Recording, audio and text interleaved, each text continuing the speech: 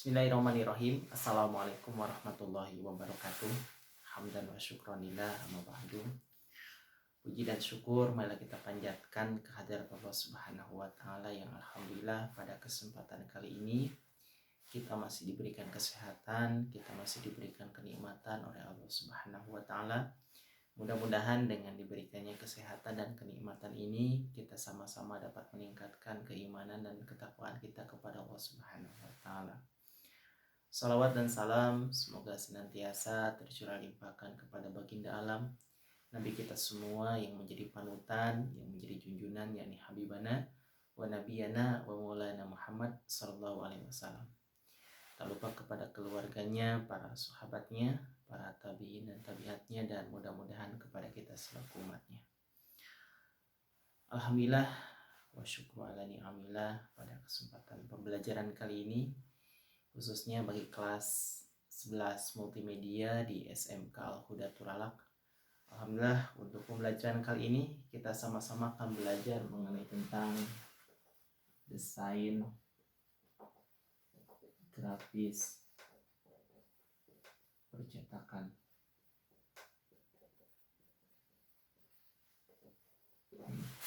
Kita akan sama-sama belajar tentang desain grafis percetakan.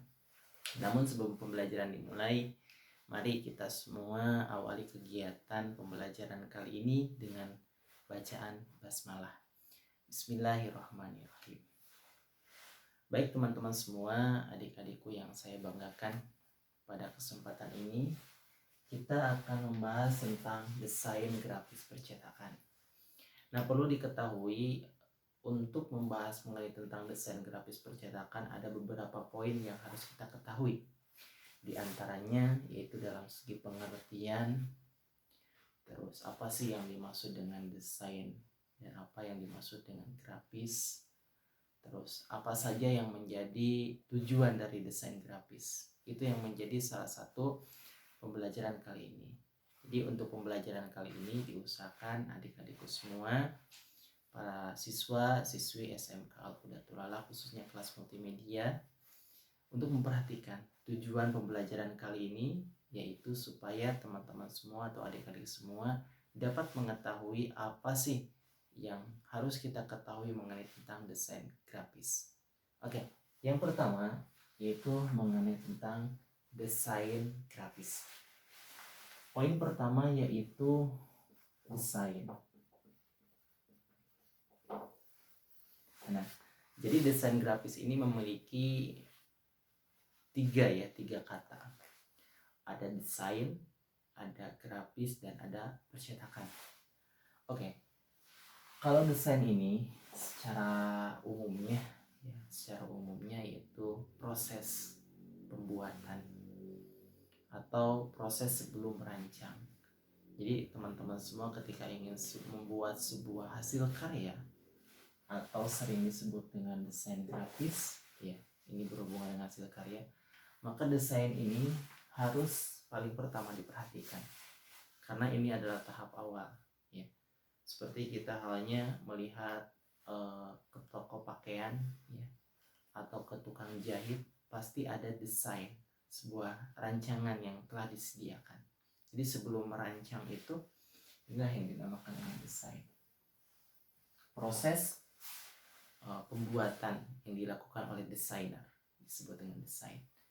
Yang kedua, ada yang disebut dengan grafis.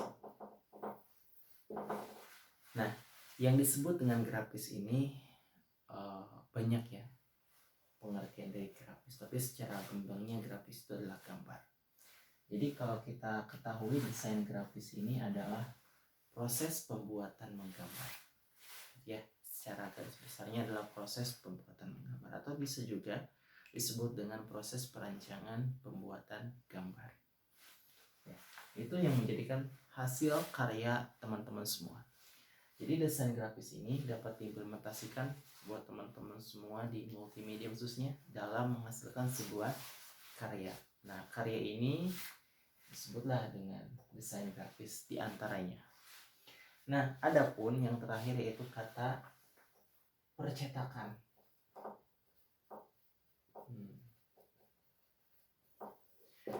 Nah, kata percetakan ini dia berhubungan dengan cetak mencetak. Jadi pada pembelajaran kali ini bagaimana tujuan kita dalam menghasilkan sebuah karya, terutama dalam desain grafis yang berhubungan dengan percetakan. Itu percetakan berhubungan dengan printer, nanti berhubungan dengan alat cetak khususnya, bukan hanya printer saja karena banyak alat cetak ya. Jadi itu tujuan kita. Oke, udah paham ya teman-teman semua? Jadi desain grafis percetakan ini membahas mengenai tentang tata cara proses kita menggambar yang berhubungan dengan percetakan. Terutama nanti kita akan berhubungan dengan aplikasi, khususnya untuk pembelajaran kali ini nanti aplikasinya itu CorelDRAW ya teman-teman semua, nanti bisa belajar mengenai tentang bagaimana cara mengaplikasikan di aplikasi CorelDRAW. Nah, ini secara garis besarnya untuk pengertian tentang desain. Adapun ada beberapa unsur dalam pembuatan desain grafis percetakan. Jadi ada beberapa unsur dalam pembuatan desain grafis. Nah, nanti setelah kita membahas ini ada beberapa poin ya. Ada beberapa poin terutama pembahasan mengenai tentang dasar desain grafis. Mungkin di kelas 10 sudah ya teman-teman semua sudah belajar mengenai tentang dasar desain grafis. Terutama teman-teman semua dapat mengetahui tentang apa sih itu yang dinamakan dengan nirmana ya. Itu. Oke, selanjutnya yaitu mengenai tentang unsur-unsurnya. Apa saja sih unsur-unsur yang ada pada desain grafis? Di antaranya yang pertama yaitu titik. Ya, teman-teman. Nah, jadi unsur desain grafis itu yang pertama adalah titik. Ini halnya kita sambungkan saja langsung dengan nirmana ya. Ya, sambungkan saja langsung dengan nirmana. Karena pembahasan desain grafis ini atau dasar desain grafis ini pasti berhubungan dengan nirmana. Dan nirmana ini terbagi menjadi dua. Ya. Ada nirmana dwimatra, 2 dimensi. Ada nirmana trimatra ya, trimatra, 3 dimensi. Jadi pembahasan tentang desain grafis yang berhubungan dengan nirmana ini sebenarnya cukup simpel ya. Ya, ada yang berhubungan dengan nirmana dwimatra disebut dengan nirmana 2 dimensi. Ada juga yang membahas mengenai tentang nirmana 3 dimensi atau trimatra ya. Nah, di antara elemen-elemen nirmana dengan dasar desain grafis ini sama. Di antaranya yang pertama yaitu titik. Nah, jika kita mendengar titik, maka secara otomatis kita kebayang ketika kita menulis, betul kan? Nah, maka untuk pengertian dari titik itu sendiri yaitu sebuah bentuk ya, sebuah bentuk yang tidak memiliki dimensi. Contoh, ini titik. Titik ini tidak kelihatannya. Jadi titik ini adalah sebuah bentuk kecil yang tidak memiliki dimensi atau ruang. Dan macam-macam titik banyak ya, tapi tergantung alat atau media yang digunakan. Itu diantaranya.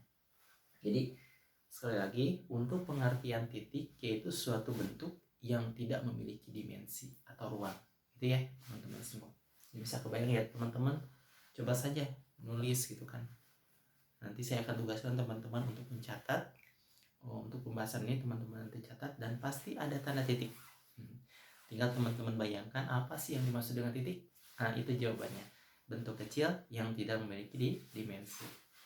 Yang kedua yaitu garis. Teman-teman semua pasti sudah mengetahui ya, apa sih yang dinamakan dengan garis.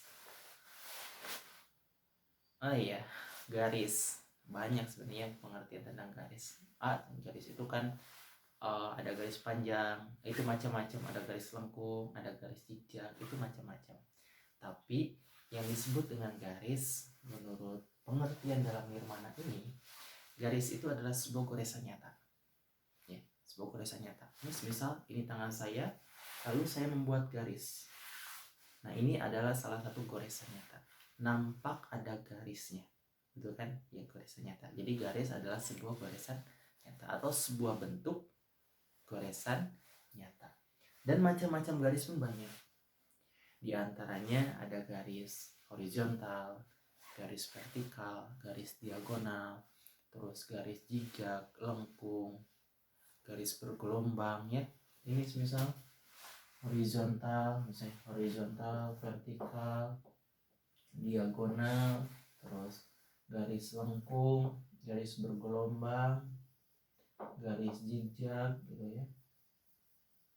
Dan masih banyak lagi.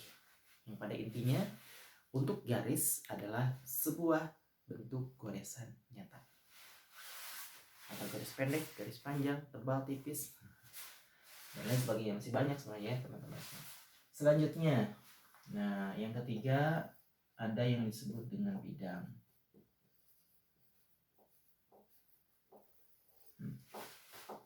Jadi poin ketiga dari unsur dasar desain grafis atau nirmana ini ada poin yang sangat relevan, yaitu bidang. Lalu apa pengertian dari bidang? Nah teman-teman semua harus mengetahui siapa sih yang dimaksud dengan bidang. Nah kalau kita ketahui bidang itu adalah sebuah bentuk yang memiliki ruang, itu disebut dengan bidang. Betul ya? Jadi bidang itu adalah sebuah bentuk yang memiliki ruang. Contoh, ini lingkaran. Lingkaran ini memiliki ruang kosong. Maka ini disebut dengan bidang. Contoh lagi, persegi. Nah, persegi ini adalah bidang, ya, bidang karena memiliki ruang.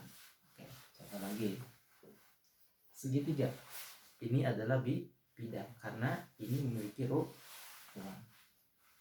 Dan masih banyak lagi. Yang sesuatu bentuk yang memiliki ruang itu disebut dengan bidang.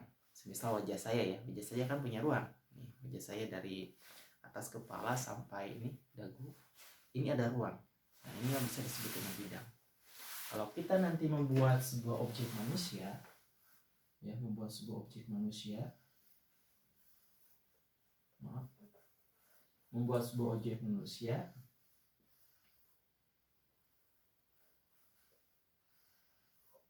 ya teman-teman semua nanti, jadi ada sesuatu yang harus diperhatikan. Nah, yaitu bidang, ya. Jadi ini prosesnya seperti itu. Jadi teman-teman semua bisa memperhatikan ya. Jadi bidang ini sebuah bentuk yang memiliki ruang. Itulah disebut dengan bidang. Selanjutnya yang berapa? Yang keempat, ada yang dimaksud dengan bentuk. Nah, jadi di dalam unsur nirmana ini atau dasar desain grafis ada yang disebut dengan bentuk. Nah, untuk bentuk ya pasti ada wujudnya, ada gambarannya. Nah, itu jadi ketika kita mengimplementasikan dalam kehidupan sehari-hari, apa sih itu bentuk? Sesuatu yang ada wujudnya. Seperti ini gambar ini ada wujudnya, ini bentuk, kan? Terus saya misalnya, atau Anda memotret, itu adalah bentuk. Jadi kalau diimplementasikan di dalam nirmana adalah sebuah bentuk. Ya bentuk itu adalah sebuah wujud yang ada, nyata adanya, gitu ya. Terus selanjutnya ada yang dimaksud dengan gempal. Nah, jadi poin yang kelima ada yang dimaksud dengan gempal. Nah, teman-teman semua harus mengetahui gempal itu apa sih? Nah, gempal itu sebuah bentuk yang memiliki ketebalan atau kedalaman. Ya, jadi semisal ya apa ya? Wajah kita nih, wajah kita. Kita kan punya hidung nih, punya hidung. Jadi hidung ini memiliki ketinggian atau kedalaman gitu kan, atau memiliki ketebalan. Nah, jadi itu bisa disebut dengan gempal. Jadi teman-teman semua kalau membayangkan gempal ini, yang pada intinya gambar atau bentuk yang memiliki ketebalan atau kedalaman. Jadi misal saya buat lingkaran nih, terus ke bawahnya ada lagi, dan ini nanti akan berhubungan dengan yang namanya gelap terang, gitu ya. Nanti ada di akhir. di antara unsur nirmana itu ada gelap terang, gitu ya. Nah, selanjutnya yaitu tekstur. Nah, poin ke-6 dalam unsur nirmana itu adalah tekstur. Nah, kalau tekstur ini nanti berhubungan dengan halus dan kasar. Ya, kalau kita ketahui kan tekstur itu sebuah corak ya, tergantung halus dan kasar. Untuk sampelnya, untuk contohnya banyak. Teman-teman semua bisa lihat tekstur bangunan atau tekstur pepohonan, benda-benda dan lain sebagainya. Pasti itu ada yang halus dan kasar. Termasuk wajah kita dan telapak tangan kita ada teksturnya. Nah, ini bisa teman-teman lihat dan teman-teman bisa evaluasi untuk tekstur.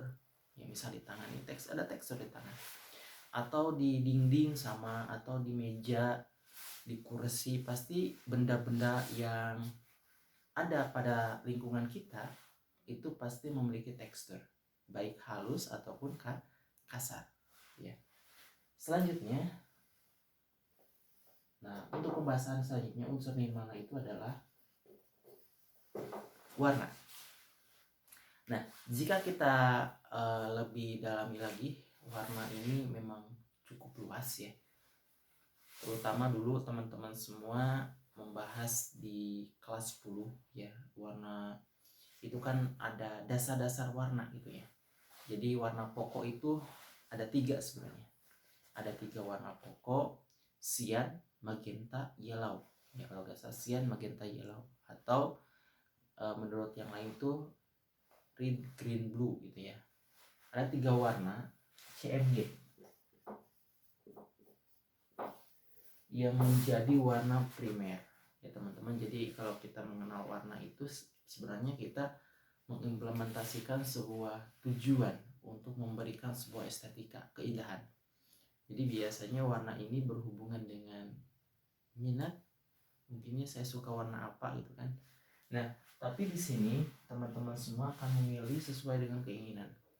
Jadi ada 3 warna yang menjadi warna asal atau warna pokok: cyan, magenta, yellow. Cyan itu warna biru, magenta itu warna merah, dan yellow itu warna kuning.